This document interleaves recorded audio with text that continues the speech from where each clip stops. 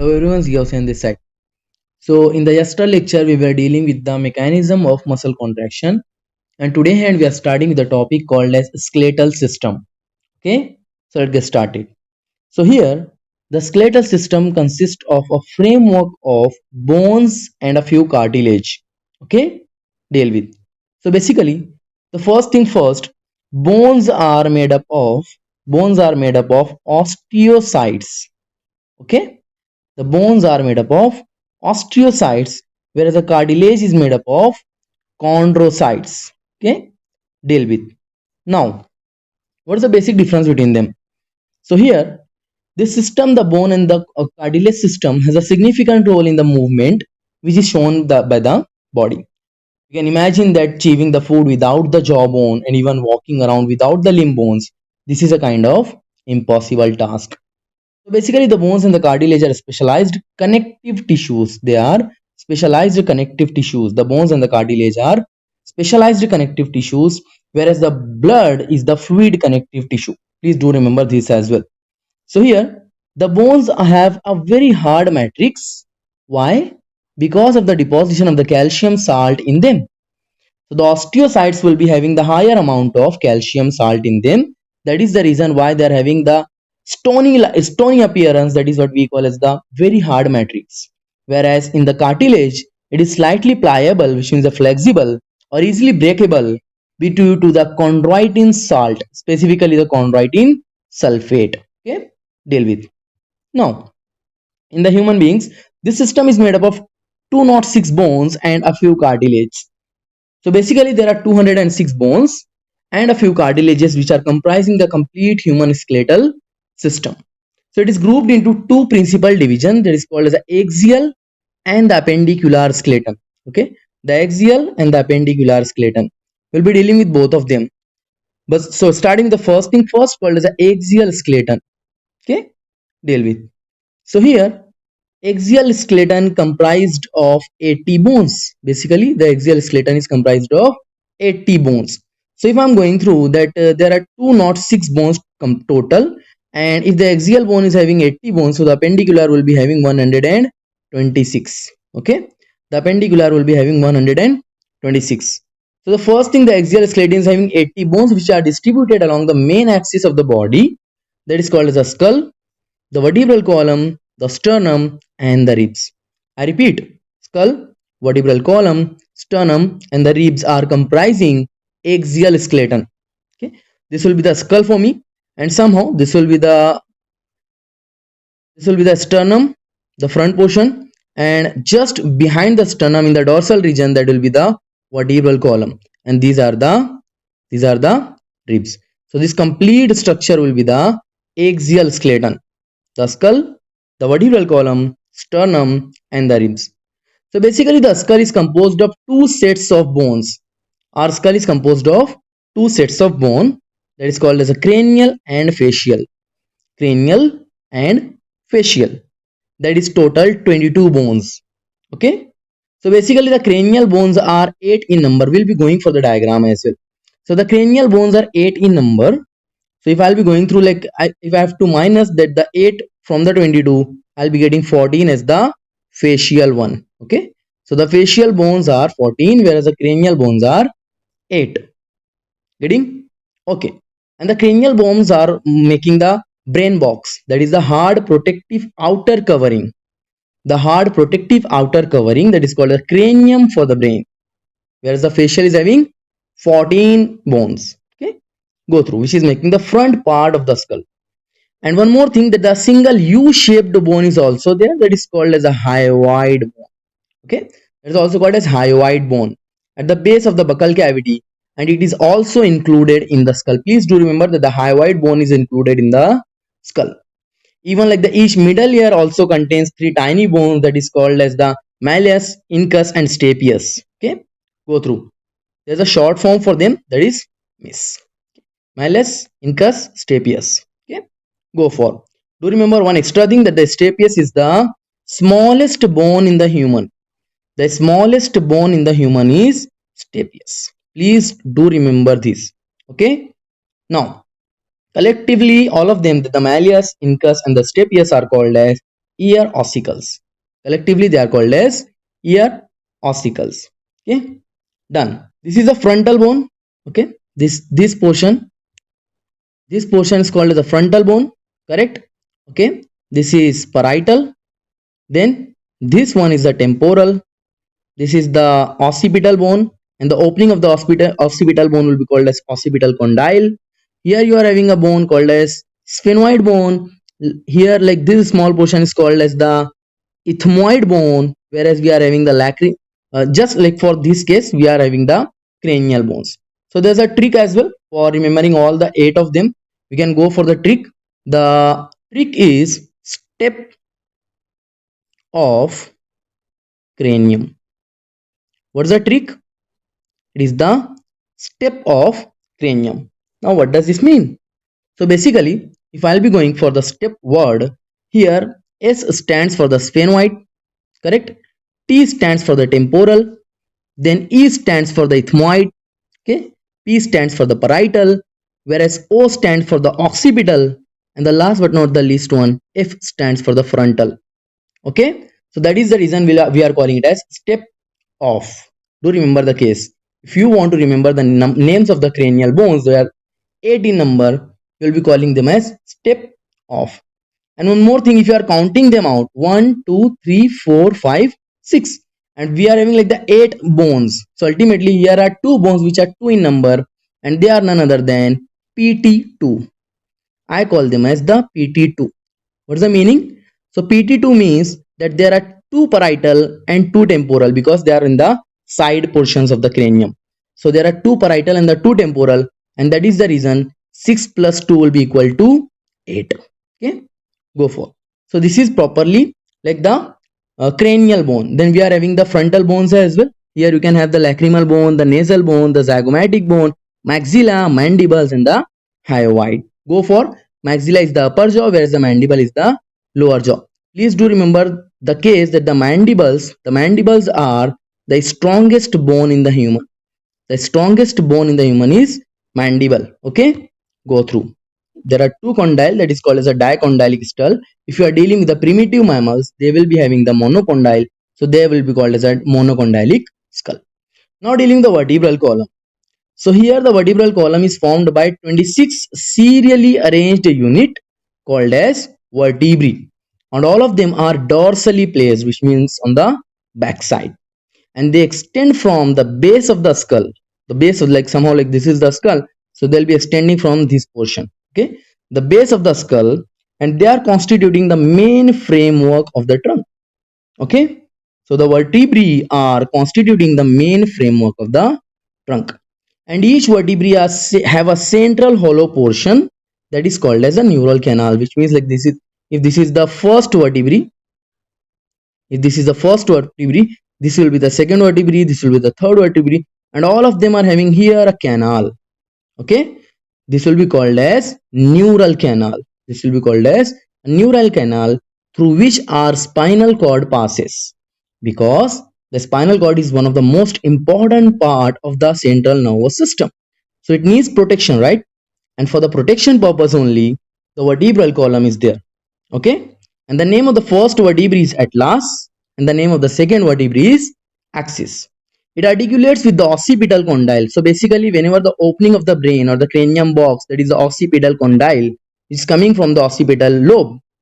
Okay, so occipital condyle, this vertebral column is differentiated into now 7 cervical, 12 thoracic, 5 lumbar, 1 fused sacral, and 1 fused coccygeal. I repeat, 7 cervical, okay, 12 thoracic, 5 lumbar, 1 sacral, and 1 coccygeal. Why I am writing CO? Because C is with the cervical. Okay, so you can go for counting all of them, and the number will be coming as 26. So here, do remember this sentence. The number of cervical vertebrae are 7 in almost all mammals. Okay, so the number of the cervical vertebrae are 7 in almost all mammals, including human beings.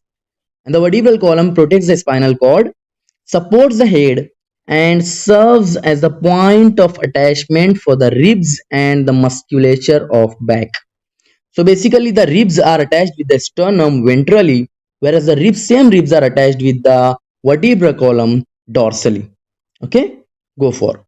So now here a new word is coming called as sternum, which is a flat bone on the ventral midline of the thorax. So if I'm drawing like the thorax somehow like this in this, so this will be the sternum, and here like I'll be having the ribs. Okay, go for. Now there are 12 pairs of ribs. We'll be going for the diagram. Okay, there are 12 pairs of the ribs. Each rib is a thin flat bone. Okay, each rib is a thin flat bone which is connected dorsally, which means the back portion, dorsally to the vertebral column and ventrally to the sternum, which means the front portion. And it has two articulation surfaces on its dorsal end, and that is the reason, which means that there are two heads on its on the ribs. That is the reason this is called as bicephalic, which means having two heads. Okay, go through. Now 12 pairs of the ribs, they are divided into three portions. First 7 pairs of the ribs are called as a true ribs. Okay, why they are called as true ribs? Because dorsally they are attached to the thoracic vertebrae and ventrally they are properly connected with the sternum. Why the first 7 pairs of the ribs are called as true ribs? The answer is underlined already. Because they are connected by means of thoracic vertebrae in the dorsal region and by means of sternum in the ventral region, with the help of a specialized structure called as hyaline cartilage, which is a kind of rigid cartilage. Okay, hyaline cartilage, which is a type of rigid cartilage. Please do remember why the name hyaline is given, because it has a glassy like appearance. Okay, glass like appearance, that is the reason why we are calling it as hyaline cartilage. Now done with the seventh pair of the rib. During the next one, the 8th, ninth, and the 10th pairs of the ribs do not articulate directly with the sternum or the vertebral column. Rather, they are joining the 7th rib with the help of hyaline cartilage. We'll be going for the diagram. So the 8th, ninth, and the 10th are not joining with the sternum, rather they are joining with the 7th rib only. That is the reason they are called as vertebrochondral, or in normal language they are called as false ribs. Okay, they are called as false ribs. And now dealing with the last one. The last two pairs are the 11th and the 12th pairs of the ribs, and they are not connected ventrally. Okay, they are not connected ventrally at all. So how come? Dorsally they are connected. Okay, they are connected dorsally only, and that is the reason they are called as floating ribs. They do not have any connection in the ventral region, which means they are not connected with the sternum, rather they are only connected with the thoracic vertebrae. Okay, go through. So here completely thoracic vertebrae, ribs and the sternum are making a new structure called as rib cage. Called as rib cage. Okay, now dealing with the diagram. Okay, so here we are having the first ones called as a cervical vertebrae. Here, yes, we are having the cervical vertebrae. Then we are having thoracic vertebrae. Then we are having lumbar here, then sacral, and then the coccygeal or coccyx. Okay, numbers were 7, 12, 5, 1, 1. Okay, 7, 12, 5, 1, 1.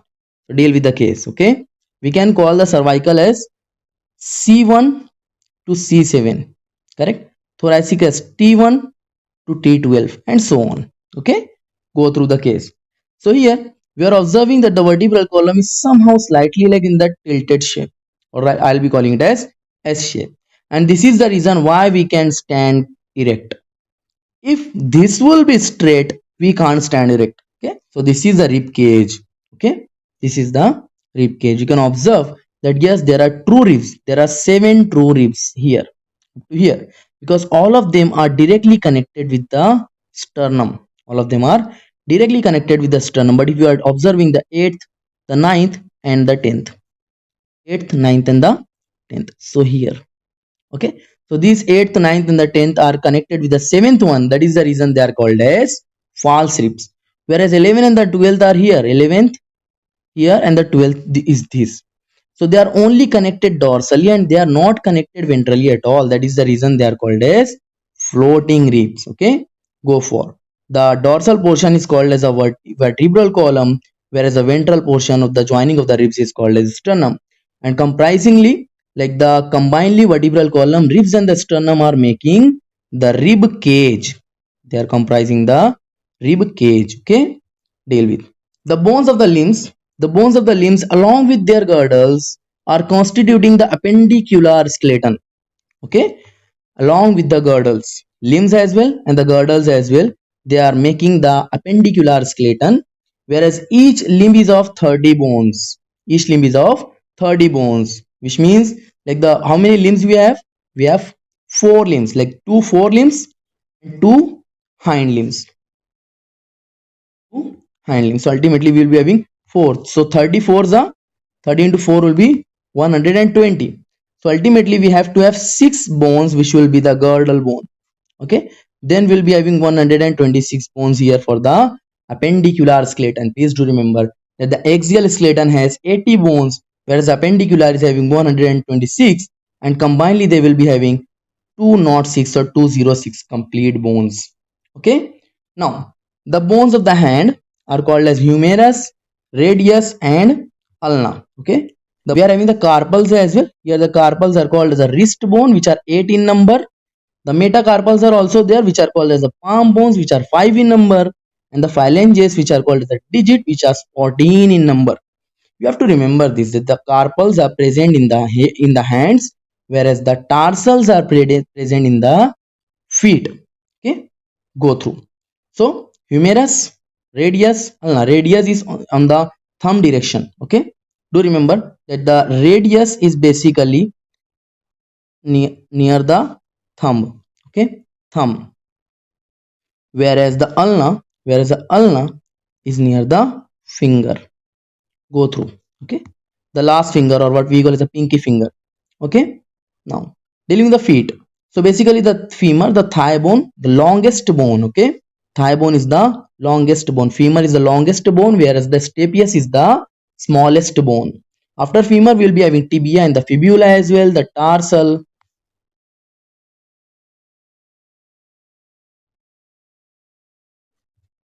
Okay, after femur we will be having tibia and the fibula as well, the tarsals, which are called as ankle bone, which are 7 in number, metatarsals, which are 5 in number, and the phalanges which will be 14 in number. Okay, we'll be dealing with the diagram. So here are the bones of the legs, and a cup shaped extra bone is also there, called as patella, which covers the knees ventrally, called as a kneecap. You can call it as tela as well. Okay, some of the teachers are calling it as tela, some of the teachers are calling it patella. Okay, you can go for any pronunciation. That is called as a kneecap. Okay, now, so the pectoral and the pelvic girdle, the pectoral and the pelvic girdle bones help in the articulation of the upper and the lower limbs. Okay, so basically like the connection of the upper and the upper limbs to the pectoral cavity and the lower limbs to the pelvic cavity. So here we are having the pectoral and the pelvic girdles, which bones are helping in the articulation of the upper and the lower limbs with the axial skeleton. Okay, deal with. Now each girdle is formed of two halves, which means like if I'm drawing in something like in this direction, so it is divided into two halves. This is the first half, this is the second half, so we'll be just multiplying the numbers. So here each half of the pectoral girdle consists of one clavicle and one scapula. Okay, one clavicle and one scapula. So basically scapula is the large triangular flat bone, which is situated in the dorsal part of the thorax, between the second and the seventh rib. Do remember the location of the scapula is between the second and the seventh ribs. Okay, go for. Thus, the dorsal flat triangular body of the scapula has a slightly elevated ridge called as the spine, which projects as a flat expanded portion called as acromion, or you'll be calling it as acromion. Okay, and the clavicle is articulating with this, so the connection of the clavicle and the scapula will be called as acromion. Okay, deal with. And below the acromion there's a depression called as glenoid cavity. Please do remember one case, like if you are preparing for a competitive exam, glenoid cavity is one of the important topic. Okay, where the location of the glenoid cavity, it is below the acromion, the connection of the clavicle and the scapula. Okay, it's a depression, and somehow like it is a joint of the shoulder as well. You can go through that word. With the head of the humerus, the glenoid cavity which articulates with the head of the humerus to form the shoulder joint. Correct? So the glenoid cavity with the which is connected with the head of the humerus to form the shoulder joint. And is the clavicle. Now dealing with the clavicle. What is a clavicle? Clavicle is none other than, in a normal language, it's called as collarbone. Okay, the clavicle is called as collarbone, or in some cases you can call clavicle as beauty bone as well. It is a long cylinder bone with two curvature. So we can call it as S-shaped bone as well. Do remember one thing, if you are preparing for a competitive exam, clavicle you can call as S-shaped bone as well. Okay. Now, dealing with the pelvic girdle. So here the pelvic girdle consists of two coxal bones. Only two, correct? But they are not two only, because the each coxal bone is formed by the fusion of three bones. The names are ilium, ischium and pubis. Please do remember this. Whenever I am writing ilium in this fashion, this is related with R, DGI, duodenum, jejunum and ilium. But if the ilium is in this fashion, you have to deal with it is a part of a coxal bone. Ilium, ischium and pubis. Okay, go for. Now, here at the point of the fusion of the above bones, there is a cavity called as acetabulum. There is a cavity which is called as acetabulum, to which the thigh bones are articulating. So the cavity which is responsible for the joining of the shoulder is called as glenoid cavity, whereas the cavity which is responsible for joining the thigh bone is called as acetabulum. Do remember both of them. So the two half of the pelvic girdle meet ventrally to form the pubic symphysis. Yes, pubic symphysis, which is containing the fibrous cartilage. Okay, go for. Now dealing with the diagram. So here we are having the clavicle here, correct? This is the clavicle, and just behind it, like the dorsal region, there is the scapula. So the clavicle and the scapula, and here we are having the acromion as well, and here like we will be having the glenoid cavity. This bone is called as a humerus, correct? This is the humerus. This is the humerus. This one is the ulna, which is near the finger. The radius is near the thumb, is connecting with the thumb. Whereas we are having the carpals and the metacarpals as well. Here you can observe it. Okay, these are the carpals, that is called as the wrist bones, which are 8 in number. Then we are having the metacarpals. We are having the phalanges as well. Okay, go through. That is the right pectoral girdle and the upper arm, which is in the front view. Now dealing with the hind limbs. So here the coxal bone first, the ilium, then the pubis and the ischium. So all of them are fused here and they are forming the coxal bone. Okay, deal with. Now this is the longest bone, this which is called as the femur. Then we are having the tela or the patella, which is the cover of the knee. Then we are having the tibia, fibula, tarsals, metatarsals and the phalanges. Here tarsals, metatarsals and the phalanges. Please do remember their numbers as well, because if you are preparing for a competitive exam, they may ask these kind of questions. Okay, deal with. So hopefully this lecture has been beneficial for you guys. Please do ask any questions if you do have there in the comment section. Okay, thank you very much for your so much support.